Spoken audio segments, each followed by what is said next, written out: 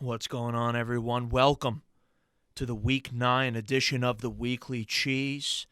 So much to get into this week as the Packers, they took on the Kansas City Chiefs on the road. The Chiefs were struggling and the Packers were red hot, but unfortunately, they were without their leader, Aaron Rodgers. Jordan Love made his first career start, the first real action of the young quarterback's career. How did he fare? How did the defense fare against a high-octane Kansas City offense? A lot to cover. Don't go anywhere. You're listening to The Weekly Cheese. Super Bowl! Super Bowl! Super Bowl! Super Bowl! Super Bowl! Super Bowl! Super Bowl! Super Bowl! The Green Bay Packers! Super Bowl! Super Bowl! What's going on, everyone? Welcome back to The Weekly Cheese. I'm your host, Joe Ivan, and let's just get right into it. There's a lot to talk about regarding this past weekend's game against the Kansas City Chiefs. The Packers, they lost 13-7.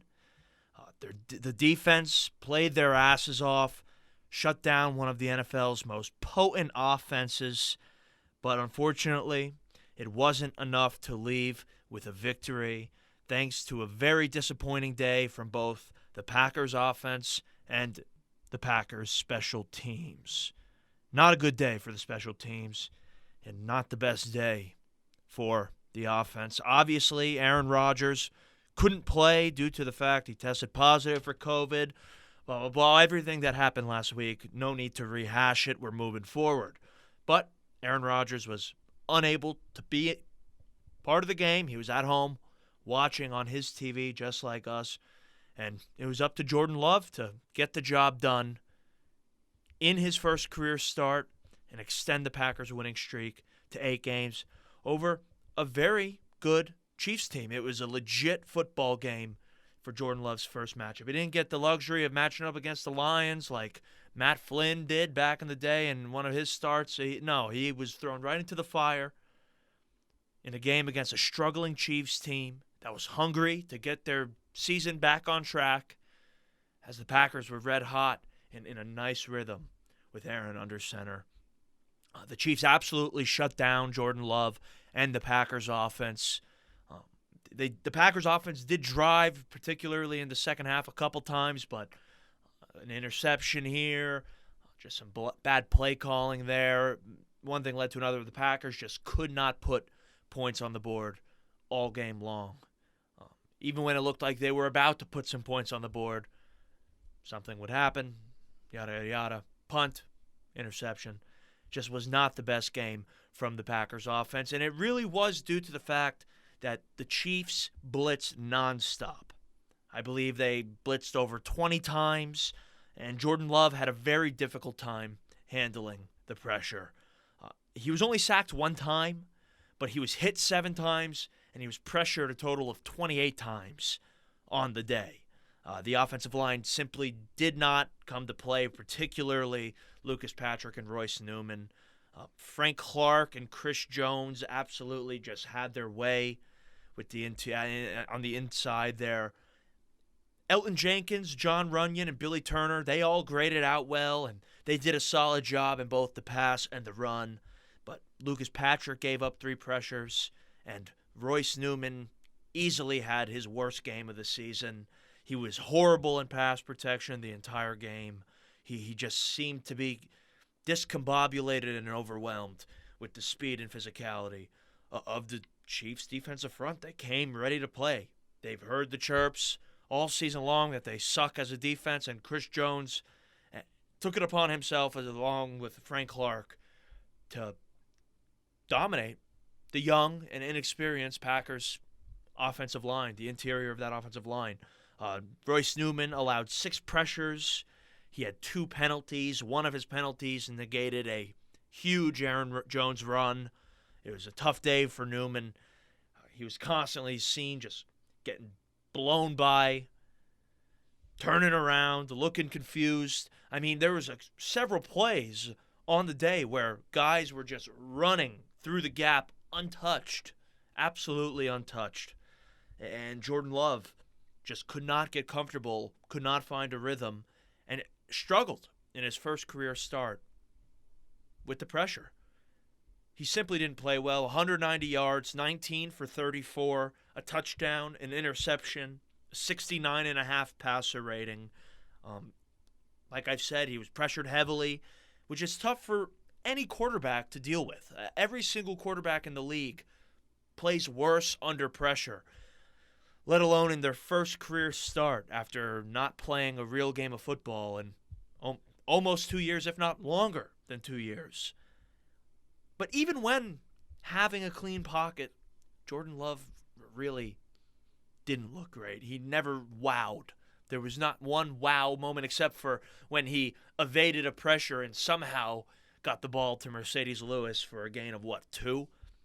It was just a crazy play, and that was a wow play, but only because it probably should have resulted in a turnover of sorts. After the game, Matt LaFleur took practically all the blame for the offensive struggles. He admitted that he could have done a better job at calling plays and helping Jordan Love deal with the pressure.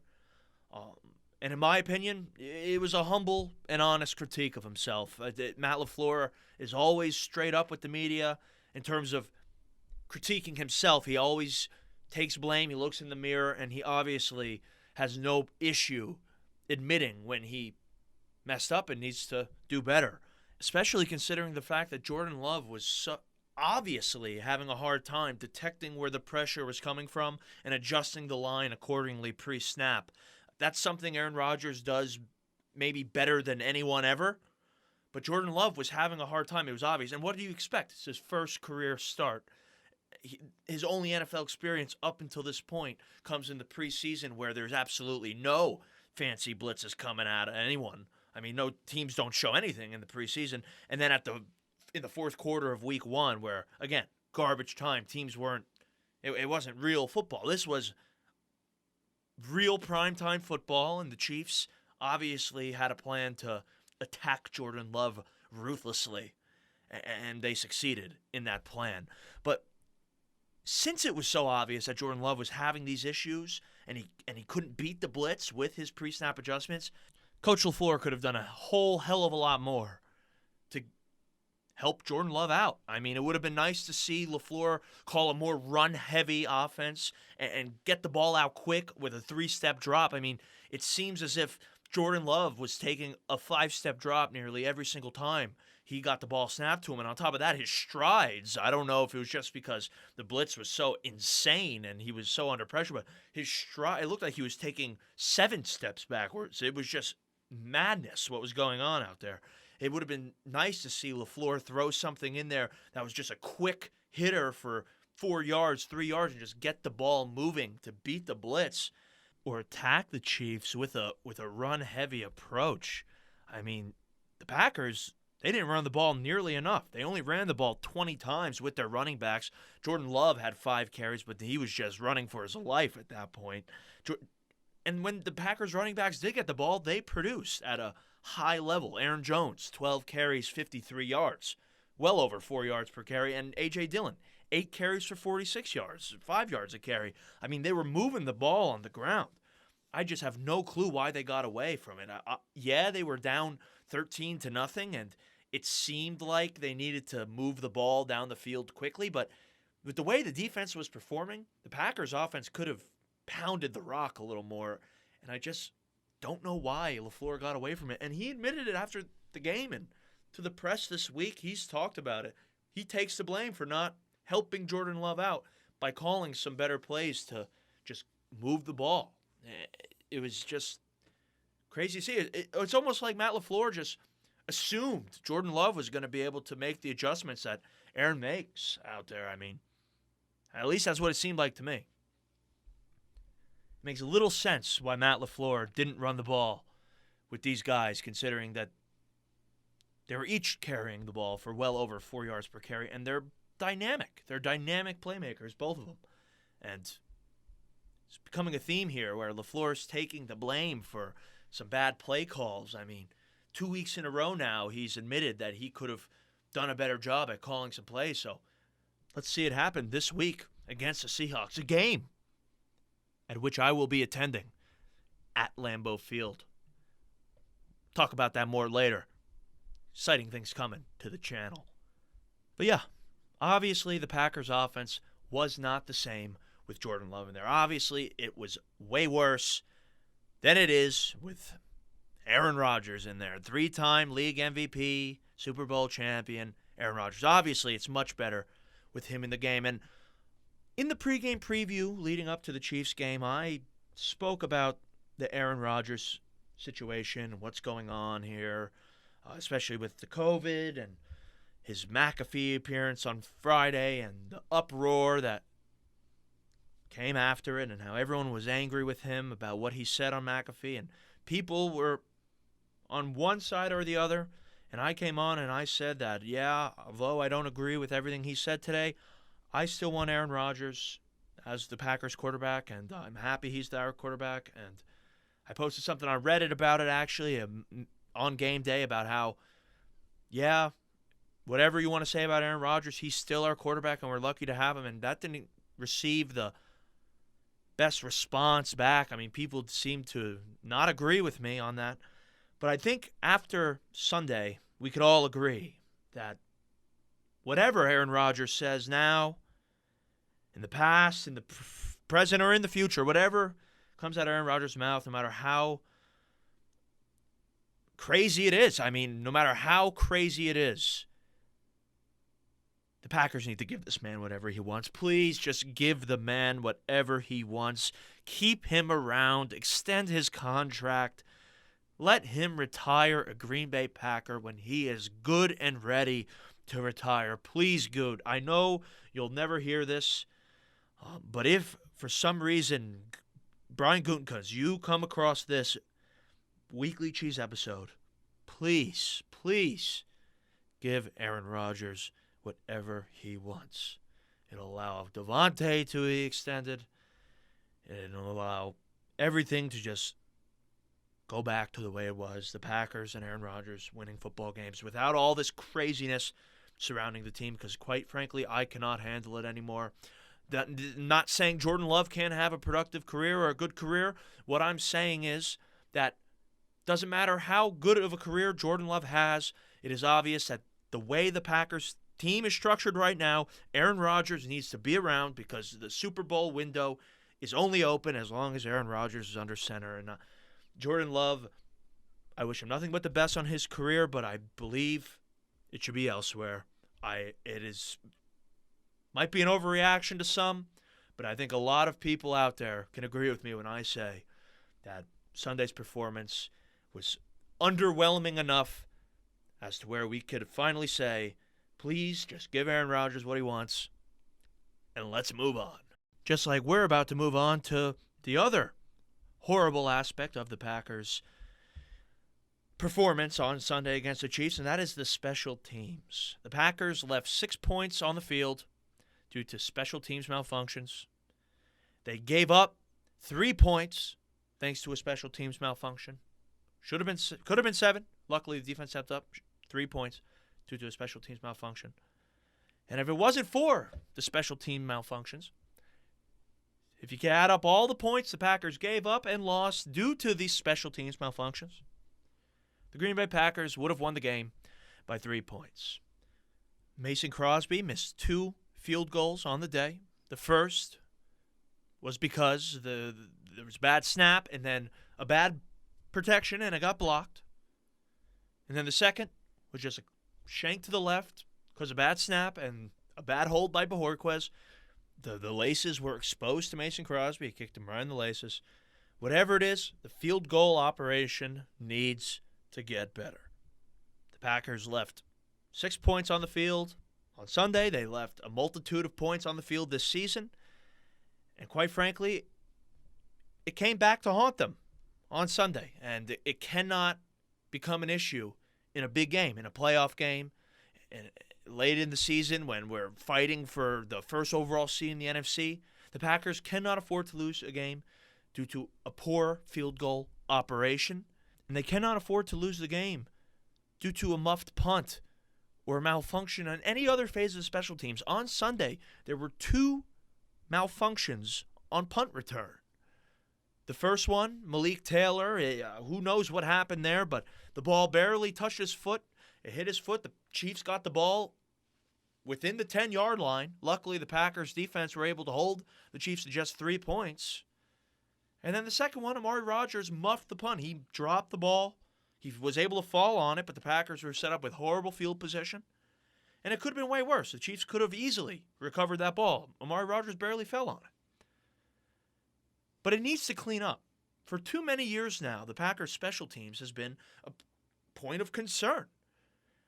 And yeah, I know it's a lot easier said than done. Special teams is an important part of the game, and some teams are good at it, some teams are bad at it, but it's about time the Packers clean it up on the special teams. Mo Drayton's got to get those units playing better. If Mason Crosby's going to miss a field goal, it's going to be because he missed the field goal, not because the snapper didn't snap the ball well enough, or because Bajorquez can't get the laces pointed out, or because there's a missed block by Dennis Kelly. I mean, it just cannot happen. And I mean, God forbid the Packers lose another NFC Championship game due to a muffed return. The Bostic conundrum could easily happen again if there's not a secure set of hands back there returning a punt. I mean, come on. Yeah, Bostic didn't muff the punt, but it's the same thing. It's a malfunction on the special teams. And I know I've said special teams malfunction 105 times in this little rant here, but the Packers cannot afford a special teams malfunction down the road in a big game. We've seen it before. It's crushed our souls before. And it cannot happen again. Special teams needs to clean up their act because they were a huge reason as to why the Packers came up short on Sunday. And with that, let's point our attention to something a little more positive, and let's end this episode of the Weekly Cheese on a high note. And that positive is, without a doubt, this Green Bay Packers defense. The defense was absolutely amazing against the Kansas City Chiefs. After the game, LaFleur said they played at a championship level, and he could not have been more accurate in saying so.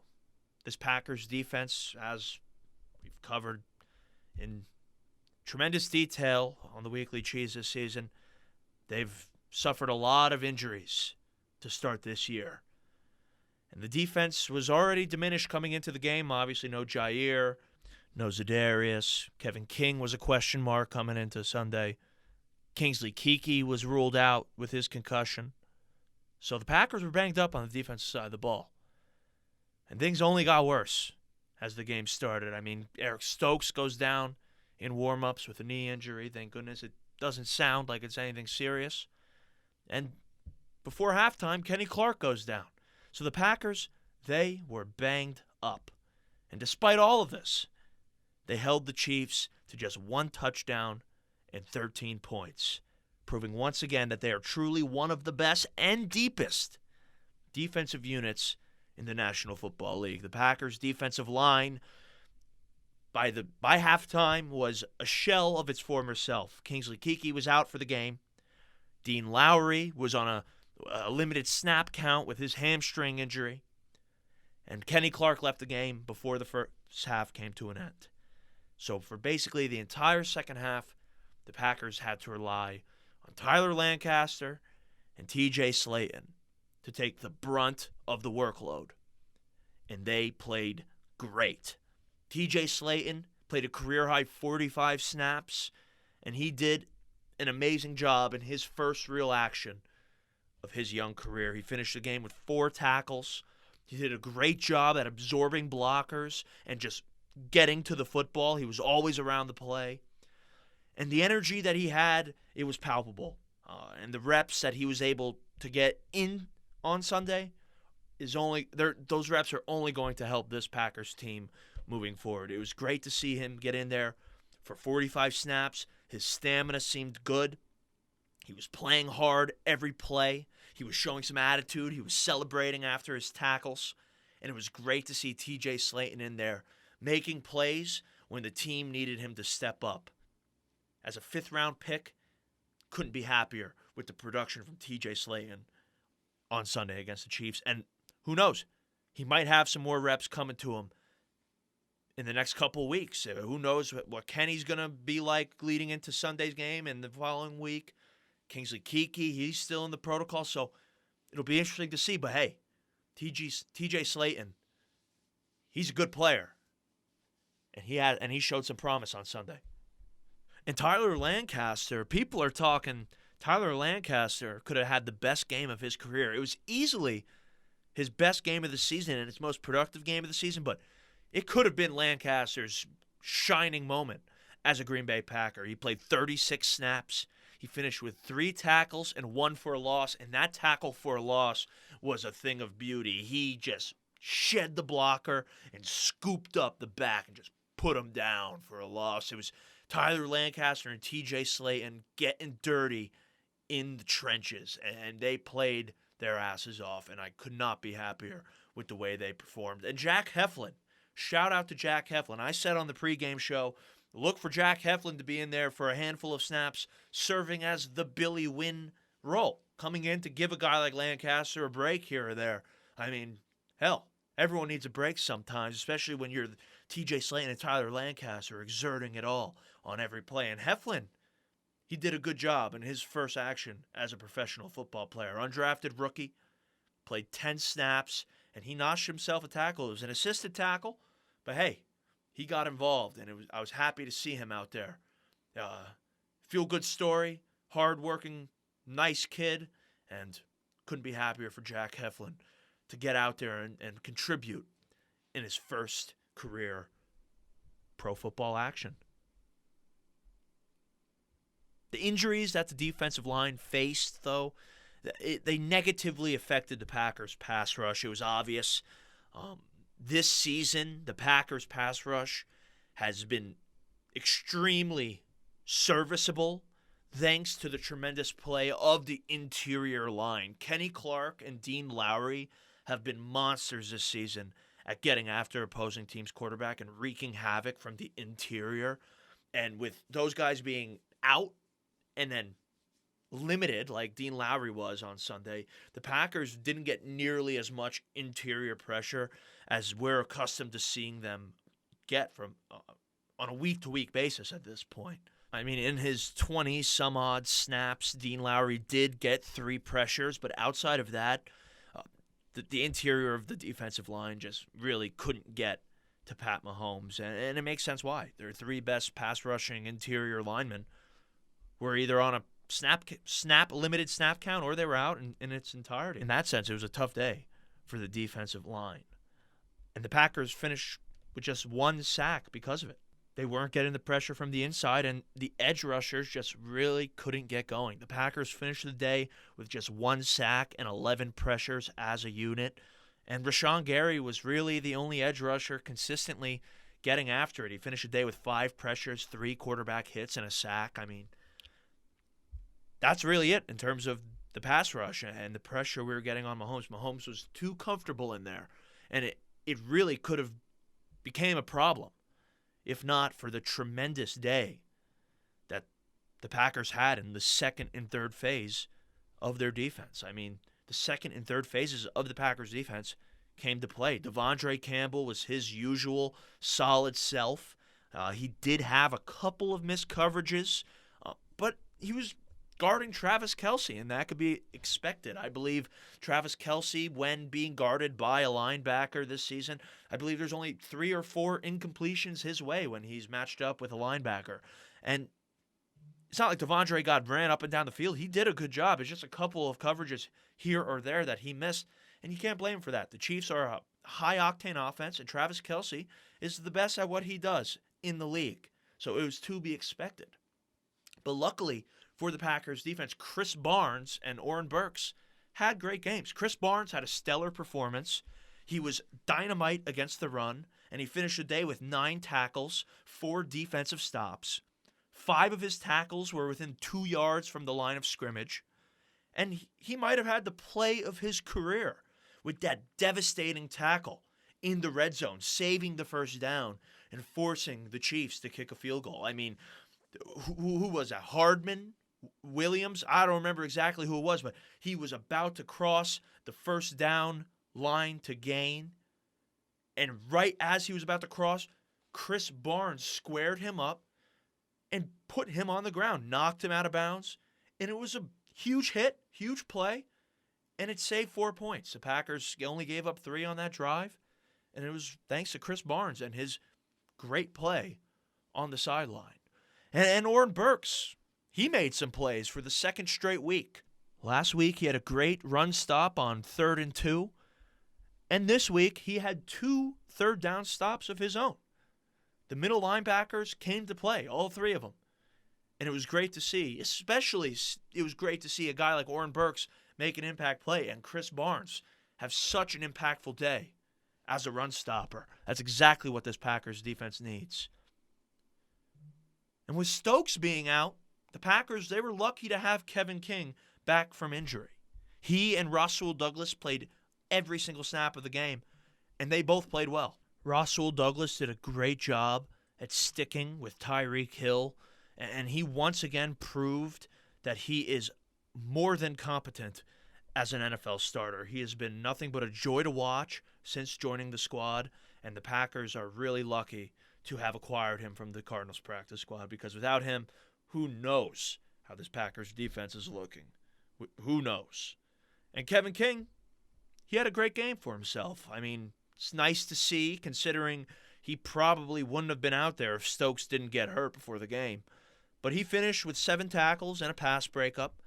The pass breakup, although it's nice to see, it should have been an interception. He completely dropped the ball that Mahomes threw right into his breadbasket, hit him in the numbers. And that was really the first and only chance the Packers defense had all day to pick off Patrick Mahomes, and it did sort of get wasted. Luckily for the Packers, Stokes' injury isn't reported as being anything that serious. And with Jair Alexander still not ready to come back, the Packers do have a major decision on their hands in regards to who they will start at corner. But that's a good problem to have. I mean, who knew that Rasul Douglas was going to come in and make such an impact? But since he did, the Packers now have 3 perimeter corners and 2 spots. So Kevin King, Eric Stokes, Rasul Douglas, it'll be interesting to see who gets thrown out there if all 3 of them are able to go at the same time. But again, it's a good problem to have, and it's one that keeps Yadam and Shamar John Charles a little further down the depth chart. So that is without a doubt good news. And Chandon Sullivan had a decent game. Yeah, he gave up that final completion to Tyreek Hill, but I mean, Mahomes had so much time to get that ball off. Chandon did a good job at covering Tyreek Hill for so long. It's only a matter of time with a guy like Tyreek Hill that he's able to break free and get loose. I mean, imagine trying to stay with that guy for more than 5 seconds. It's